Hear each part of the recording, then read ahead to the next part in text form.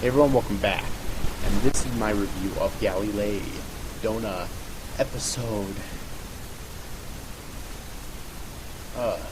9, entitled Space-Time Goldfish Prequel. So before I get to the summary of this episode, I have to say this episode was very interesting. Alright, the first part of it was not amazing, it was good though. But the second part of it I thought was the really interesting part. I really hope it explains within the last couple episodes exactly how it did this. Alright, but still, I did think it was very interesting how Hozuki basically leapt back in time to meet her ancestor Galilei in his much younger years, basically. Alright, so yeah. But, anyways, now on to the summary. At the Libyan desert, the sisters find the sixth and final sketch when Roberto appears to ambush them. However, the Galileo's fuel is depleted and they are unable to escape.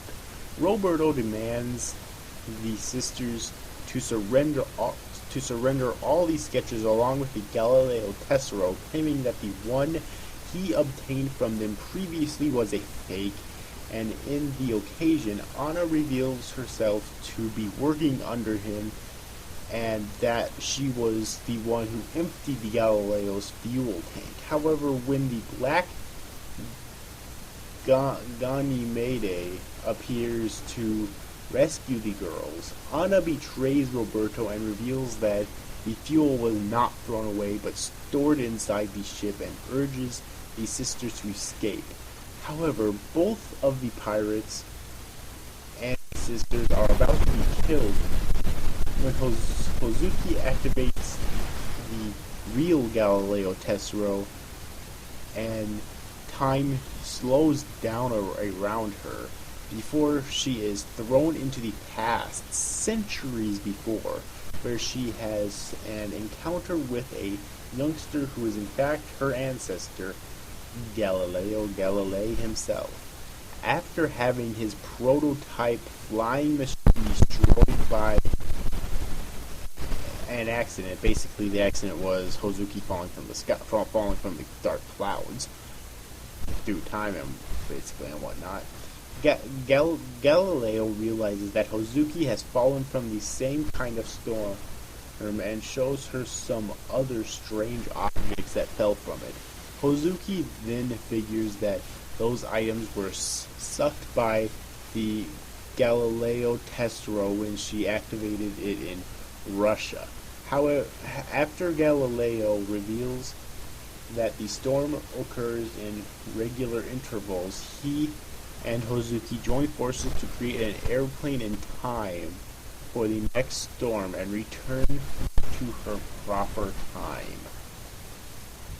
And that basically sums up what happened in this episode. So yeah, I really like the time travel prospect in this episode rather.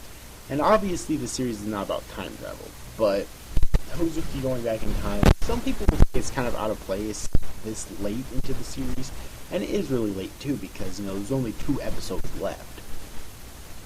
Alright, and I can kind of see where the here, but I thought it was done well enough to where it didn't really feel like it made so little sense that I just don't know what the hell's going on, So I was fine with it. Alright, in addition to that, the animation was amazing as always, but is especially when Hozuki activated the real Galileo. That was probably the best animation in the entire episode. Probably at least some of the best animation in the entire series. It's really good. Alright, now I want to talk about Roberto as a villain for a little bit. I really hope that the last 2 episodes goes more in depth about Roberto as a character. because we're running out of time here, and so far it just seems like your generic run-of-the-mill copy and paste cookie cutter villain that you see all the fucking time, and I'm not impressed anymore with these types of villains, alright? So I really hope that Roberto gets better characterization within the last little bit of the series. We only have 2 episodes left so for them to cram it in there, but I really hope that they at least attempt something with it. Alright. So yeah, but other than that, like, obviously, like, I suspected Anna to be working with Roberto for a while now, and in the last episode, it was revealed on a phone call that she was, like, because we knew at that point that she was talking to Roberto on the phone constantly. I've suspected it for a while now. This is not the big reveal. It's the big reveal for the other characters, but not the big reveal for the audience. Alright?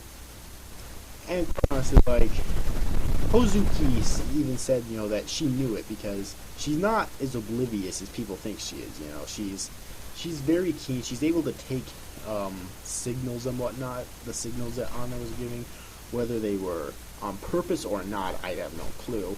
I'm not sure if Anna was giving those signals on purpose or not, but either way, though, like, Hozuki was able to take the signals, unlike her 2 sisters, who basically weren't. Alright? Also, I want to talk for a second about Galileo, because his personality is very similar to Hazuki, the oldest sister. And Hozuki even makes note of this as well, that not only his very analytical mindset, which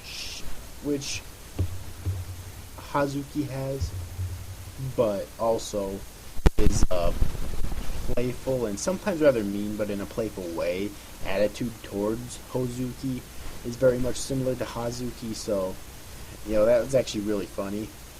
And that's pretty much all I want to say about this episode. I say I really enjoyed it, especially the second half, and I can't wait to see what episode 10 will be like. Yeah, but anyways, overall, hope you enjoyed this review, guys. See you after, guys. Thanks for watching. Bye-bye.